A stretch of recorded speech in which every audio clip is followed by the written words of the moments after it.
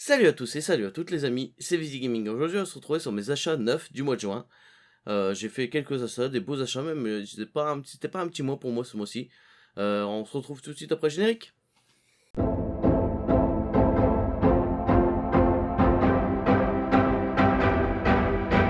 Donc pour le mois de juin déjà j'ai acheté du comics. Comme vous pouvez vous en douter, vous êtes là pour ça. Mais j'ai aussi acheté de la BD vu que c'était les 48 heures de la BD. Et vu que cette année il n'y avait pas grand chose, j'ai l'impression, c'est la deuxième fois que je le fais. J'avais fait l'année dernière où j'avais commencé à vous parler de BD et de comics avec vous.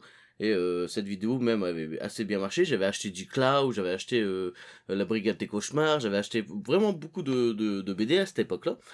Et cette année, ben, il n'y avait pas grand chose qui m'intéressait. Donc j'ai pris quoi? J'ai pris Genshin Khan, Genshin Khan et l'Empereur Mongol. Je l'ai pas encore lu. Et ça a l'air d'être assez intéressant parce que vous pouvez voir, c'est une BD classique entourée de trucs, de vrais faits historiques, comme des paysages historiques ou des instruments, des trucs comme ça, historiques et réels qui se servaient. Donc c'est ce qui m'a intéressé en fait. Je sais pas si vraiment on peut considérer ça comme une BD parce que vous pouvez voir, il n'y a pas énormément de pages de BD parce que entre chaque page de BD, on a quand même des beaux pavés avec des habits traditionnels, tout ça. C'est pas long, c'est assez court, même ça fait 60 pages, 60, un peu même moins. Je me demande vraiment ce que ça va être, ce que ça va donner, mais j'avais envie de découvrir ça parce que dans cette sélection des 48 heures de la BD, il n'y avait pas vraiment grand chose. Et la deuxième BD que j'ai achetée, eh ben, c'est Maudit sois-tu, Zaroff. Donc là, par contre, je l'ai pas encore lu non plus, mais en termes de dessin, j'ai trouvé ça tellement intéressant. Je crois que les dessins, ils sont tellement beaux, tellement classe. Déjà, j'aime bien le format franco-belge. Le format un peu plus grand, je trouve que c'est vraiment agréable. Bon, je trouve que par contre, pour du franco-belge, c'est un peu cher. Par rapport à du comics, déjà le comics, je trouve ça un poil cher. Là, du franco-belge, si je dois acheter une BD comme ça entre 10 et 15, 13, 10, 13, 15 euros, pour le peu de pages qu'il y a, ça me ferait quand même chier. Mais le format, il est agréable. Le format, il est beau. J'aime bien le format BD franco-belge. Donc ça va raconter quoi? Ça va raconter, on a retrouvé un cadavre dans les égouts de Londres ou un truc comme ça. Et ça va être une enquête avec des phénomènes paranormaux, des licans ou des trucs un peu vampiriques. Je l'ai pas lu, justement, c'est une des deux BD qui m'intéressait sur les 48 heures de la BD. Si ça vous intéresse, je peux tout relire ça parce que c'est ce qui m'intéresse le plus dans les 48 heures de la BD et vous en faire une review. D'ailleurs, les 48 heures de la BD, si vous savez pas c'est quoi, c'est pendant 2 jours, je pense que c'était le 4 et, 4 et 5 juillet, euh, où on pouvait trouver une sélection de 10 BD à 2 euros. Et d'ailleurs, dans les magasins qui sont encore où ils ont été vendus, s'ils ont encore leur stock, si toutes les BD n'ont pas été vendues, on peut toujours les trouver à 2 euros et en profiter. Je sais que par exemple, j'ai pas acheté ça à Carrefour, mais je sais dans le Carrefour où souvent je vais, je trouve encore des BD de l'année dernière à 2 euros, comme les Cloud.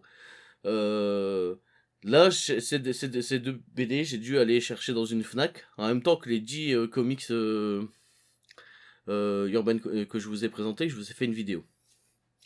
D'ailleurs, vu que je vous ai fait la vidéo sur les 10 comics urbains, je vais pas la ressortir. J'ai fait une vidéo, la vidéo dans la description, vous pouvez toujours aller la voir.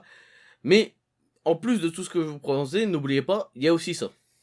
Là, on va attaquer sur du lourd. Et quand je dis du lourd, c'est du très très lourd. C'est parce que ça pèse un âne mort. D'ailleurs, j'ai interviewé une personne. C'est la première fois que je fais une interview sur cette chaîne. J'ai pu lui poser qu'une seule question. Et bah, vous voyez après cette courte vidéo. Hmm. Donc, monsieur Schwarzenegger, pourquoi a fait autant de muscu dans votre jeunesse? Pourquoi j'ai fait autant de musculation? C'est pour pouvoir lire l'omnibus Spider-Man. Il était tellement lourd que moi, jeune, je pouvais pas le soulever. Et oui, je vous l'ai pas mis sur Instagram encore, tout ça, mais j'ai acheté le premier omnibus de Ultimate Spider-Man. Ça pèse un âne mort. C'est énorme, ça pèse vraiment un âne mort. J'ai lu 2 ou 3 chapitres et j'avais plus de bras. C'est-à-dire que En fait, dans ma journée, peut-être que je porte tellement de lourd que j'ai du mal à savoir porter ça le soir pour pouvoir le lire. Ou peut-être qu'il faut directement poser sur une table pour le lire. Mais c'est très compliqué. C'est la première fois que c'est la première fois que je dis un tome aussi gros, un omnibus aussi gros, et je vais pas vous mentir, c'est très compliqué. D'ailleurs, vous pouvez voir que là, j'ai pas mis la jaquette. La jaquette, je l'ai mis de côté pour pas non plus la mettre et l'enlever tout le temps à chaque fois, pour pas trop l'abîmer.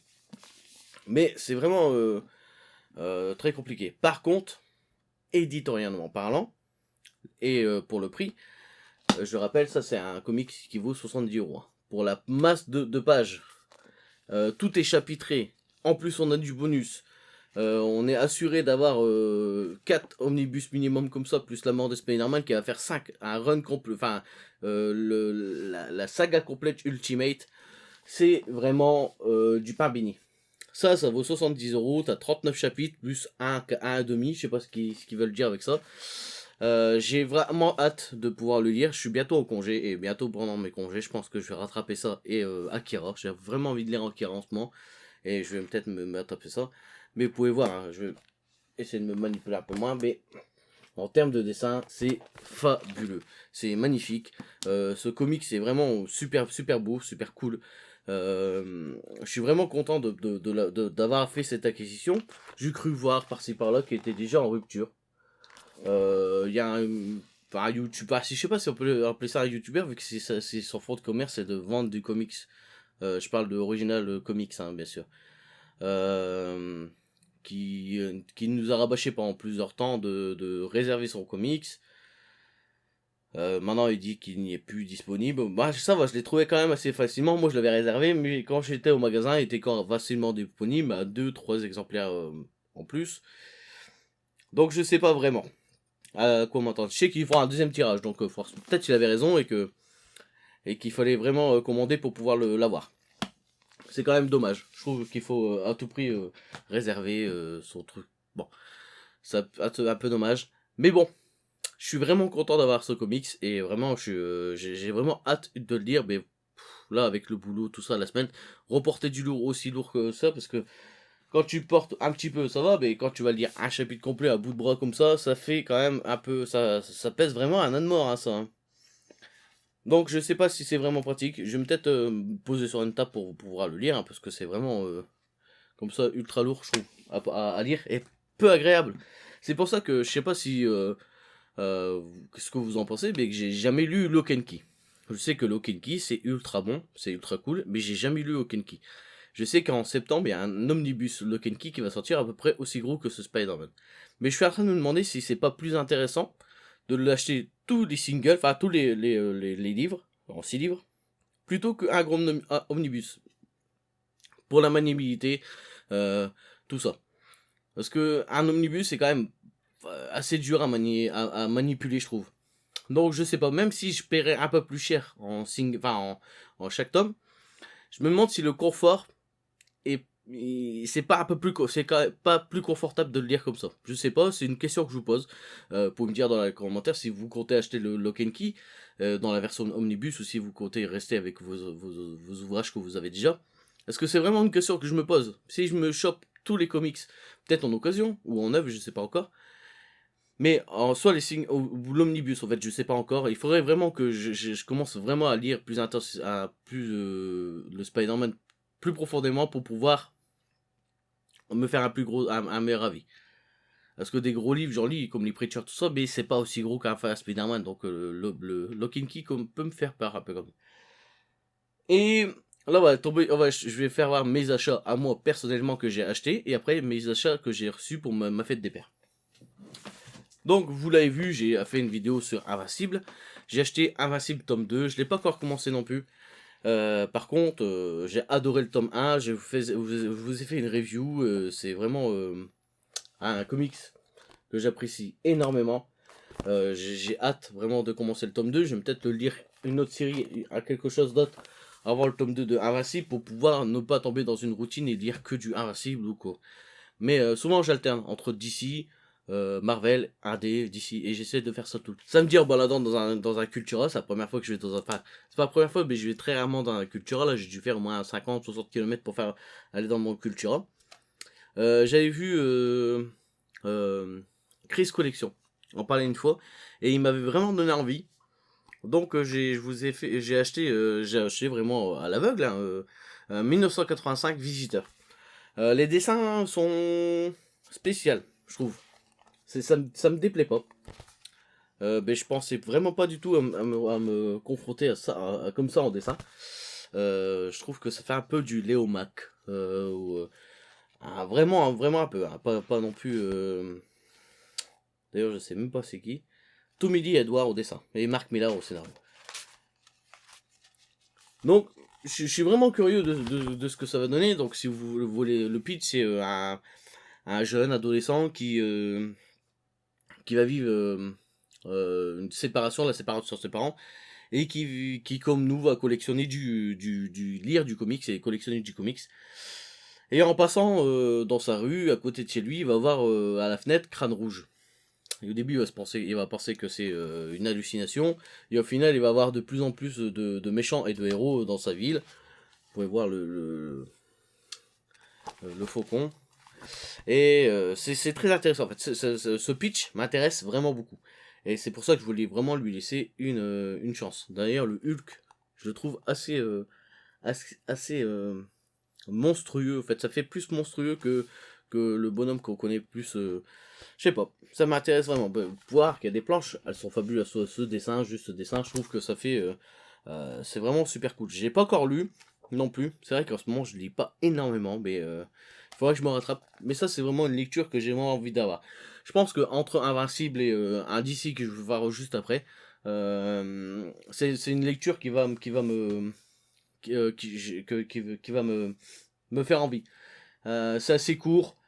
Si vous voulez une review sur ça, à la limite, je peux même la faire parce que c'est vraiment un comics qui m'intéresse énormément à lire. Le mois dernier, j'avais dit que j'avais acheté Plunge, j'hésitais entre Plunge et The Plot. J'étais un peu déçu de Plunge, j'étais même pas un peu déçu, j'ai été déçu de Plunge, et je vous avais dit que je me pencherais sur The Plot, et au final c'est chose faite. Les comics de Fred ont fait une review, j'ai vu aussi une review de Mills, la caverne du Mills avec en duo avec un autre Iconoclast, je pense, si je me trompe pas. J'espère vraiment pas me tromper. Et ils m'ont vraiment donné envie, c'est surtout Fred, que j'ai vu Fred, la première à avoir parlé de ça, et il m'a vraiment donné envie. Alors c'est vraiment... hop, une ticket de caisse, j'adore regarder mes tickets de caisse. Hop, on va mettre ça là. Donc c'est vraiment du comics d'horreur un peu plus différent de Plunge. Là c'est un peu plus, je sais pas, ça va se passer dans une maison un peu horrifique, tout ça. Ça va se passer en 2 tomes surtout. Les dessins sont... j'ai entendu dire que les dessins sont pas super beaux. Moi franchement je trouve ça vraiment joli. Je trouve que les dessins sont dignes même d'une peinture. Je sais pas, je trouve ça vraiment assez beau. Et ça me donne vraiment envie de le lire. Donc là, c'est vraiment un comics indé. Je pense que c'est ce que je vais faire. Je vais peut-être, en plus de lire du Marvel, du DC et de l'indé, je vais intégrer de l'indé entre deux dans mes lectures. Parce que c'est vrai que l'indé, quand je lis du Invincible, ça me donne vraiment envie de lire plus d'indé. Et justement, j'ai reçu un autre comics d'indé qu'on m'a conseillé, que vous m'avez conseillé, et j'ai hâte de le lire. C'est le dernier comics que je vais vous présenter. Là, j'ai reçu mes comics de la fête des pères. Elle m'a acheté 2 comics. J'étais pas du tout au courant, ça fait toujours plaisir. Et elle a bien choisi, je trouve, parce qu'elle m'a acheté Batman à Halloween. Alors pourquoi elle a bien choisi? Parce que je pense que je sais pas si elle a vu ou si je lui en avais parlé. Mais Jeff Lubb et Tim Sale, depuis que j'ai lu Batman, Spider-Man jaune et yellow, ou Daredevil Yellow et Spider-Man Blue, j'avais envie de plus en plus envie de découvrir ces dessinateurs et scénaristes. Bien sûr, Max Faraday, on en avait parlé, c'est pas le premier non plus à parler de Batman à Halloween. Et moi qui ne suis pas trop non plus un vieux lecteur comics, ça m'intéressait énormément de repartir même sur des anciennes histoires. Et là, visuellement, je trouve que, c'est pas, moi ça me... J'ai cru entendre que c'était pas spécialement beau tout ça. Moi ça me fout une claque à chaque fois. J'ai dû lire les quelques pages au début, mais Carmine Falcone, comme ça, je le trouve, je sais pas, je trouve qu'il est tellement classe. Il y avait un dessin qui était vraiment, ouais, cette double page comme ça, je sais pas, j'adore, j'adore son trait, j'adore le trait. J'aime aussi la manière qu'ils ont rencontré les deux comics que je vous ai parlé avant, le Daredevil Yellow et le Spider-Man Blue, et ça me donne vraiment, vraiment, vraiment envie de lire ça. Et je pense que juste après ça, je vais peut-être m'acheter aussi Amère Victoire, qui est un tome après, et qui avec Jeff Lobb et Tim Sale, si je me trompe pas. Parce que c'est ça, on va dire que ça se passe juste après année 1. Année 1, c'était fabuleux.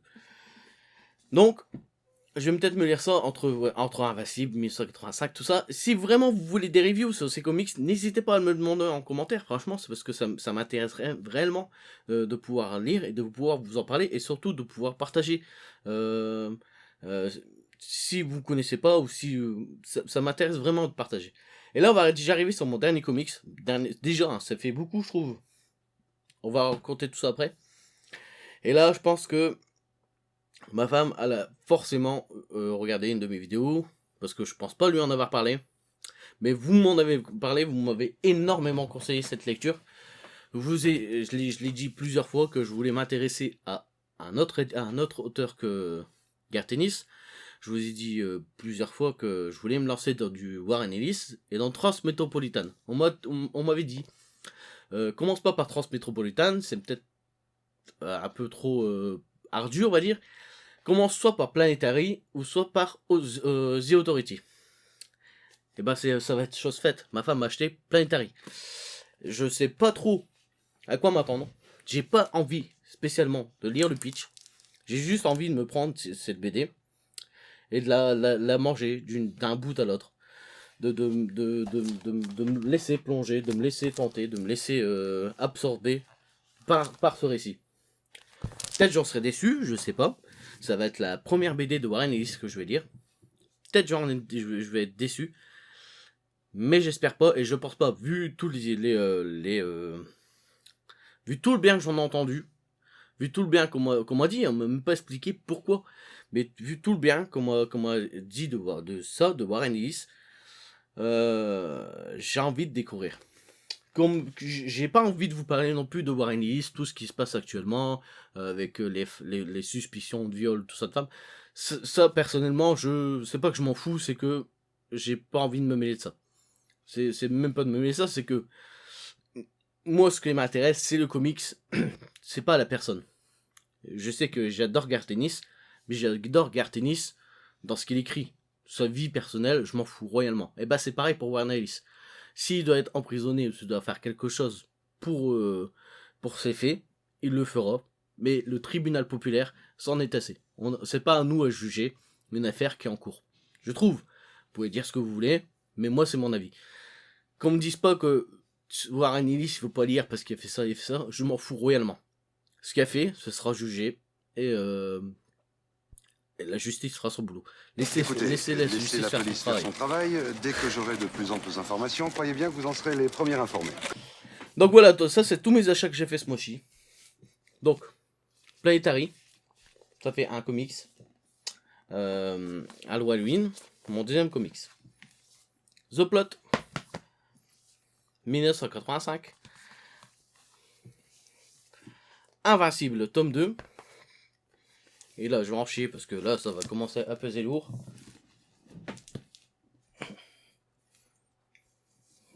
Bleh. Ultimate Spider-Man, putain, j'arrive même plus à le prendre un bras. Maudit sois-tu.